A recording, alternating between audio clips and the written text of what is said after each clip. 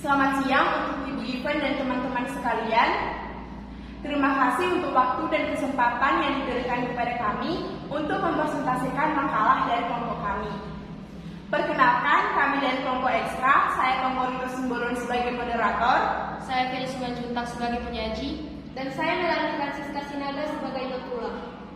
Sebelum makalah kami dibacakan oleh penyaji, kami memohon kepada teman-teman sekalian supaya kita mendengarkan dan menyimaknya dengan baik. Kami persilahkan kepada Felis Simanjuntak atau sebagai penyaji untuk membacakan makalah. Kerajaan-kerajaan Hindu-Buddha di Indonesia. A. Kerajaan Sriwijaya. 1. Masa awal sejarah Kerajaan Sriwijaya. Kerajaan Sriwijaya berdiri sekitar abad ke-7 Masehi. Kerajaan Sriwijaya merupakan salah satu kerajaan besar bercorak Buddha yang pernah berdiri di Indonesia.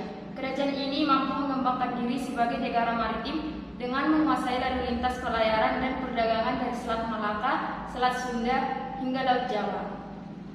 Berdasarkan sumber-sumber sejarahnya, diperoleh keterangan mengenai Kerajaan Sriwijaya sebagai berikut. 1. Kerajaan Sriwijaya pernah menjadi pusat kegiatan ilmiah agama Buddha di Asia Tenggara. 2. Pulau Bangka dan Jambi Hulu telah ditaklukkan oleh Kerajaan Sriwijaya pada tahun 686 Masehi. 3. Pada awal abad ke-11, Raja Rajendra Chola dari Kerajaan Cholamandala India melakukan penyerbuan besar-besaran ke wilayah Sriwijaya. Penyerbuan Cholamandala dapat dipukul mundur namun berhasil melemahkan Kerajaan Sriwijaya. Kerajaan Sriwijaya diperkirakan terletak di Palembang, di dekat pantai dan di tepi Sungai Musi. Pada mulanya masyarakat Sriwijaya hidup dengan bertani. Namun karena berdekatan dengan pantai, maka perdagangan menjadi cepat berkembang. Kemudian perdagangan menjadi mata pencaharian pokok masyarakat Sriwijaya. 2. Kehidupan politik. Fokus utama terkait kehidupan politik Kerajaan Sriwijaya yaitu wilayah kekuasaan, raja-raja yang memerintah, dan hubungan dengan kerajaan lain baik dalam negeri dan luar negeri. Berdasarkan bukti yang ada dari isi Prasasti Leiden, Kerajaan Sriwijaya telah melakukan kerjasama dengan Kerajaan Chola di India. Hubungan baik dengan kerajaan tersebut ditandai dengan pengiriman pendeta dari Sriwijaya ke India dan pembuatan biara untuk pendeta tersebut. Selanjutnya, berikut ini raja-raja yang pernah berkuasa di Kerajaan Sriwijaya meliputi 1. Dapunta Hyang Srijayanasa. Ia adalah raja pertama sekaligus pendiri Kerajaan Sriwijaya. Namanya terdapat dalam prasasti Kedukan Bukit dan Talang Tuo. Saat Sriwijaya sana berkuasa, ia berhasil memperluas wilayah kerajaan sampai ke Jambi. Cita-cita yang menjadi pedoman yakni menjadikan Sriwijaya sebagai kerajaan maritim terbesar. 2. Balaputra Dewa. Tidak dijelaskan secara jelas, namun perlu kalian ketahui, Balaputra Dewa merupakan raja yang berhasil membawa Kerajaan Sriwijaya berkembang pesat. Masa pemerintahannya diperkirakan berlangsung pada tahun 850 Masehi. Selain kedua raja kerajaan Sriwijaya di atas, ternyata masih banyak raja-raja lain. Nama raja-raja tersebut seperti Sri Indrawaraman, Rudrawikrama, Wisnu Maharaja, Sri Widayadityawarman, Mara Wijayatunggawarman, dan Sri Sanggarama Wijayatunggawarman. 3. Kehidupan ekonomi. Perkembangan perdagangan didukung oleh letak Sriwijaya yang strategis. Sriwijaya terletak di persimpangan jalur perdagangan internasional. Para pedagang dari India ke Cina atau dari Cina ke India singgah dahulu di Sriwijaya. Begitu juga pedagang yang akan ke Cina. Para pedagang melakukan bongkar muat barang dagangan di Sriwijaya. Dengan demikian, Sriwijaya semakin ramai dan berkembang menjadi pusat perdagangan. Untuk memperkuat kehidupannya, Sriwijaya membentuk armada angkatan laut yang kuat. Melalui armada angkatan laut yang kuat, Sriwijaya mampu menguasai kawasan perairan Asia Tenggara, perairan di Laut Natuna, Selat Malaka, Selat Sunda, dan Laut Jawa. Selain menjadi pusat perdagangan, Kerajaan Sriwijaya juga berkembang menjadi pusat agama Buddha Mahayana di Asia Tenggara. Menurut catatan pendeta Ising, bahwa di Sriwijaya tinggal ribuan pendeta dan pelajar agama Buddha. 4. Masa kejayaan. Raja yang terkenal dari Kerajaan Sriwijaya adalah Balaputra Dewa. Ia memerintah sekitar abad ke-9 Masehi. Pada masa pemerintahannya, Sriwijaya mencapai masa kejayaan. Wilayah kekuasaan Sriwijaya berkembang luas. Daerah-daerah kekuasaannya antara lain Sumatera dan pulau-pulau sekitar Jawa Barat, sebagian Jawa bagian tengah, sebagian Kalimantan, dan semenanjung Melayu. 5. Masa peruntuhan. Pada abad ke-11, kekuasaan kerajaan Sriwijaya mulai mundur. Salah satu penyebabnya adalah penyerbuan besar-besaran ke wilayah Sriwijaya oleh Raja Rajendra dari Kola Mandala. Pada tahun 1017 Masehi, kerajaan Kola Mandala mengadakan serangan pertama. Serangan kedua dilakukan pada tahun 1025 Masehi. Penyerbuan Kola Mandala dapat dipukul mundur, namun kekuatan armada laut Sriwijaya mengalami kemunduran. Akibat peperangan ini, banyak kapal Sriwijaya yang hancur dan tenggelam. Hal ini menyebabkan banyak daerah kekuasaan Sriwijaya yang melepaskan diri. Pada tahun 1377 Masehi, armada laut Majapahit menyerang Sriwijaya. Serangan ini mengakhiri riwayat kerajaan Sriwijaya. 6. Peninggalan sejarah. Peninggalan sejarah kerajaan Sriwijaya diperoleh dari prasasti yang berasal dari dalam negeri dan prasasti dari luar negeri. Prasasti yang berasal dari dalam negeri antara lain Prasasti Kedukan Bukit, Prasasti Talang Puo, Prasasti Telaga Batu, Prasasti Kota Kapur, Prasasti Karamberahi, Prasasti Palas Pasemah, dan Amunghabasa. Adapun prasasti yang berasal dari luar negeri antara lain Prasasti Ligok, Prasasti Nalanda, Prasasti Kanton, Prasasti Grahi, dan Prasasti Jaya. Sumber sejarah lain tentang kerajaan Sriwijaya diperoleh dari seorang pendeta Cina yang bernama Ising. B. Kerajaan Majapahit. 1. Masa awal sejarah Kerajaan Majapahit. Kerajaan Majapahit merupakan kerajaan Hindu Buddha terakhir di Nusantara antara abad ke-13 dan ke-16. Dalam sejarah, Majapahit dianggap sebagai salah satu kerajaan terbesar dan wilayahnya mencakup hampir seluruh Nusantara. Kerajaan Majapahit didirikan pada tahun 1293 oleh Raden Wijaya, menantu Kertanegara, raja terakhir Kerajaan Singasari. Sumber sejarah Kerajaan Majapahit erat hubungannya dengan keruntuhan Kerajaan Singasari. Ketika Singasari diserang oleh Jayakatwang, Raden Wijaya merupakan menantu Kertanegara berhasil meloloskan diri. Ia mendapat pertolongan dari Bupati Sumenet bernama Arya Wiraraja. Berkat pertolongannya, Raden Wijaya mendapat pengampunan dari Jayakatwang dan diberi tanah di hutan Tarik dekat Mojokerto. Daerah tersebut kemudian diberi nama Majapahit. Raden Wijaya kemudian menyusun kekuatan untuk menyerang balik Jayakatwang. Saat ia melakukan persiapan untuk menyerang Jayakatwang, tentara Mongol tiba di Pulau Jawa. Mereka dikirim oleh Kaisar Kublai Khan untuk menaklukkan Kertanegara. Tentara Mongol menyangka Kertanegara masih berkuasa di Singasari. Mereka tidak mengetahui bahwa Kertanegara telah wafat dan kerajaannya jatuh ke tangan Jayakatwang. Kedatangan tentara Mongol dimanfaatkan oleh Raden Wijaya. Dia segera bergabung dengan tentara Mongol untuk menyerang Jayakatwang. Dengan mudah, tentara Mongol beserta pasukan Raden Wijaya mengalahkan Jayakatwang. Setelah berhasil mengalahkan Jayakatwang, tentara Mongol berpesta merayakan kemenangannya.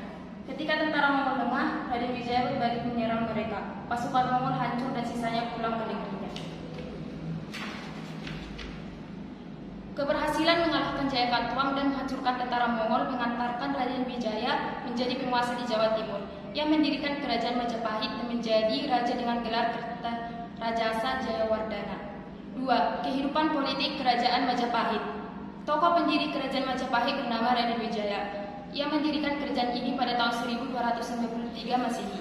Raden Wijaya kemudian menjadi raja pertama dengan gelar Prabu Kertajasa Jayawardhana. Namun masa pemerintahannya hanya berlangsung sebentar, sebab setelah 16 tahun memimpin, ia kemudian wafat. Penggantinya bernama Kala Gemet dengan gelar Sri Jaya Negara. Ia merupakan putra Raden Wijaya, berkuasa dari tahun 1309 hingga 1328 Masehi. Berakhirnya kekuasaan Sri Jaya Negara disebabkan karena dibunuh oleh seorang tabib yang memiliki denda. Kala Gemet kemudian digantikan oleh Tri Buwana Tunggadewi yang merupakan saudara perempuannya. Raja ketiga ini memerintah dari tahun 1328 hingga 1350. Pada masa pemerintahannya, muncul tokoh pemberani dan kuat bernama Gajah Mada yang kemudian diangkat menjadi Mahapati Amangkubumi sebab berhasil meredam pemberontakan yang terjadi. Tri Buwana Tunggadewi memiliki seorang putra bernama Hayam Wuruk yang kemudian menggantikannya sebagai raja pada tahun 1350. Di bawah pemerintahan Hayam Wuruk bersama Patih Gajah Mada, kerajaan Majapahit mengalami puncak kejayaan dengan berhasil menaklukkan berbagai kerajaan di Nusantara. Kehidupan politik kerajaan Majapahit sudah teratur dengan baik. Majapahit menjalin hubungan dengan kerajaan-kerajaan lain. di luar Nusantara seperti dengan kerajaan Cina, Campa, Siam, dan Kamboja. Hal ini dibuktikan dari beberapa sumber yang menyebutkan bahwa pada tahun 1370 hingga 1381 kerajaan Majapahit telah mengirimkan beberapa kali utusan persahabatan ke kerajaan di Cina, Tiongkok. Kekuasaan di kerajaan Majapahit bersifat teritorial dan desentralisasi, didukung dengan birokrasi yang rinci. Raja Majapahit dianggap sebagai penjelmaan dewa tertinggi, maka memiliki otoritas politik tertinggi sebagai penguasa. Seorang raja dibantu oleh pejabat-pejabat birokrasi. Berikut ini susunan pemerintahan dari pusat ke daerah di kerajaan Majapahit. 1. Bumi atau pusat kerajaan dipimpin oleh maharaja. 2. Negara atau provinsi dipimpin oleh Bray atau pangeran, Raja atau gubernur, Natha atau tuan, Adipati atau batara. 3. Watek atau kabupaten diperintah oleh Tumenggung. 4. Pu atau lebih tinggi dari kecamatan diperintah oleh Demak. 5. Wanua atau desa dipimpin oleh tani. 6. Pabuyutan atau dusun kecil atau padukuhan dipimpin oleh kepala duku atau seorang buyut.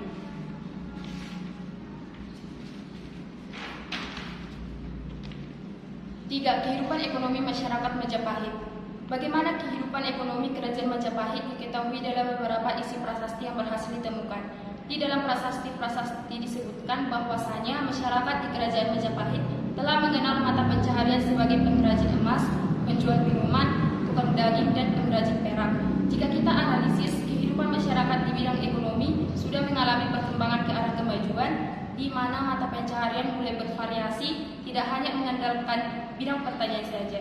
Penduduk yang bermata pencaharian di luar pertanian semakin meningkat.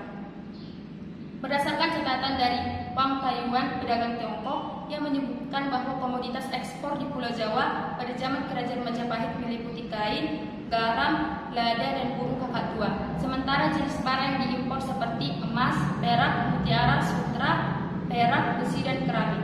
Kemajuan kehidupan ekonomi di kerajaan Majapahit tercermin pada mata uang yang sudah dipergunakan. Jenis mata uang yang berhasil dibuat yaitu dari bahan campuran perak, timah putih, timah hitam, dan tembaga. Selain itu, berdasarkan catatan biarawan Katolik Roma bernama Odorico yang menyebutkan bahwa saat mengunjungi Istana Jawa, ia melihat istana tersebut penuh dengan perhiasan emas, perak, dan permata. 4. Puncak kejayaan kerajaan Majapahit.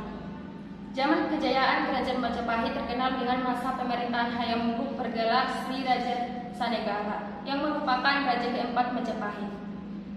Puncak kejayaan Majapahit yang ditandai dengan terwujudnya gagasan penyatuan wilayah-wilayah Nusantara.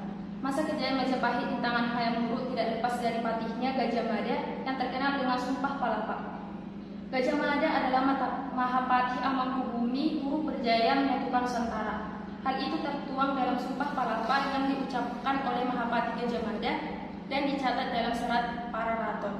Di situ dapat ditemukan bahwa 10 wilayah di Nusantara yang menjadi sasaran harus mengakui kejayaan Majapahit, yaitu Gurun, Seram, Tanjung Pura, Haru, Pahang, Lumpo, Bali, Sunda, Palembang, dan Temasik. 6. Penyebab runtuhnya kerajaan Majapahit.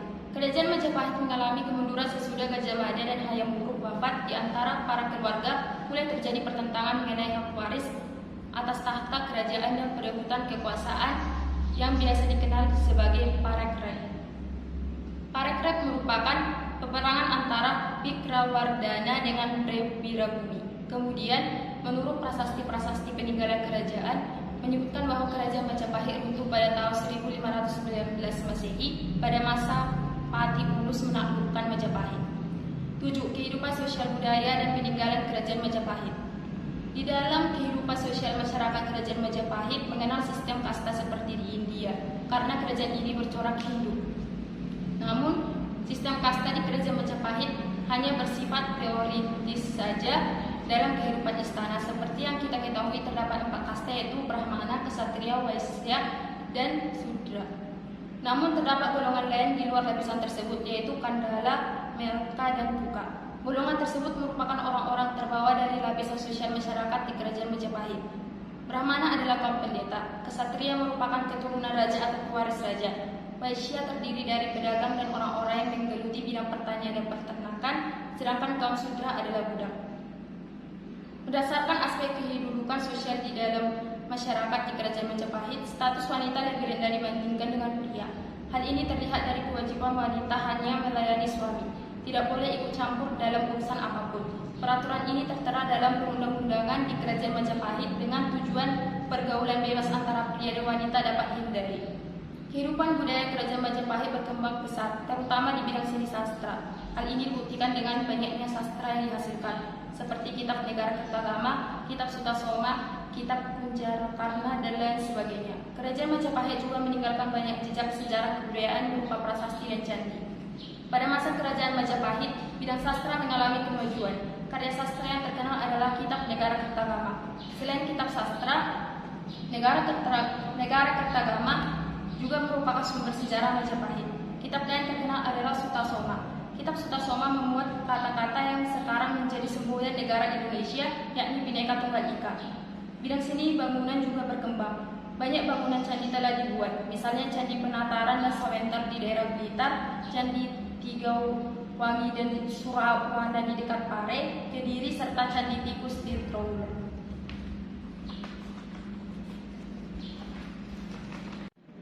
Kesimpulannya adalah, lahirnya kerajaan-kerajaan yang bercorak Hindu-Buddha merupakan salah satu bukti adanya pengaruh kebudayaan Hindu-Buddha di Indonesia. Pada masa pemerintahan kerajaan-kerajaan ini, tradisi agama dan kebudayaan Hindu-Buddha di Kepulauan Indonesia berkembang dengan pesat. Masyarakat di Kepulauan Indonesia telah mencapai tingkatan tertentu sebelum munculnya kerajaan yang bersifat Hindu-Buddha. Melalui proses akulturasi, budaya yang dianggap sesuai dengan karakteristik masyarakat diterima dengan menyesuaikan cara budaya masyarakat setempat pada masa itu. Kebudayaan Hindu di zaman itu mempunyai kekuatan yang besar dan serupa dengan zaman modern saat ini, seperti kebudayaan Barat ataupun kebudayaan Korea yang hampir mempengaruhi seluruh kehidupan semua bangsa-bangsa di dunia. Demikian halnya dengan kebudayaan intelektual agama Hindu pada masa itu yang mempunyai pengaruh kuat di Asia Tenggara. Masuknya ajaran Islam pada sekitar abad ke-12 melahirkan kerajaan-kerajaan bercorak Islam yang ekspansionis seperti Samudra Pasai di Sumatera dan Demak di Jawa.